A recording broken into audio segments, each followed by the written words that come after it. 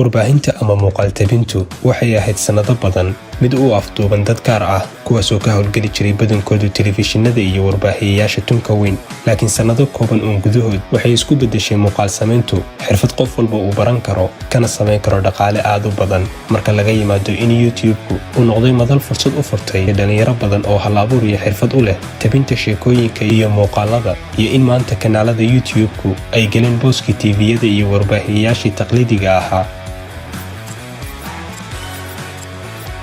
garo oo baro sida wax loo baadho xogaha loo daraaseeyo la isugu ururiyo xogaha markaad doonayso inaad YouTuber faa'iido la noqoto baro sida wax loo baadho sidoo kalena waa in hadafkaaga guud ee aad leedahay mowduuc kasta oo aad soo gudbinaysaa uu xidhiidh la lahaada oo laga dhadhansado sidoo kalena waa inaad ixtiraamtaa dalabaadka bulshada kugu xidhan ee suuragalka ah ama aad awooddo waa in tobanka muuqaal ee ugu horreeya ee aad kanaalka soo gelinayso samayntiisa dabadeed ay 10 kuba diyaar ku ahaadaan inta aadan samaynba kanaalka yacni 10 muuqaal oo ku dhowaad 10 daqiiqo midkiiba yahay macluumaadkooda baadh marka aad soo wada ururiso 10 macluumaadba 10 kuba codkooda duub kadibna 10 muuqaalba samee kadib sawirrada aad dusha ka saarayso 10 kaba u diyaari haddii aad 10kaas muuqaal iyo tabnayladoodaas diyaariso waxaad kala ogaanaysaa inaad YouTube sii wadi karto iyo inaadan wadi karin oo uu ka da'weyn yahay qodobkanina waa mid aan idinku adkaynayo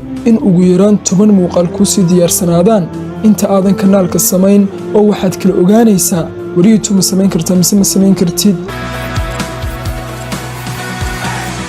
wax walba adduunkan yaalo haddii waqti la geliyo wuxuu noqdaa shay miro dhal ah wuxuu noqdaa shay la isku halayn karo natiijo fiican laga gaari karo haddii qofku dadaalkiisa iyo waqtigiisa uu geliyo saamaynta YouTube-ka waxaa laga yaabaa inaad isdhaahdo xilliyada qaar maxaa laga wadaa waqtigaada ku ciyaarin waqtiga ilaasho laakiin YouTube markaad wax ku soo gudbinayso daqiiqad kasta waxay kaaga dhigan tahay in ay muhiim ku tahay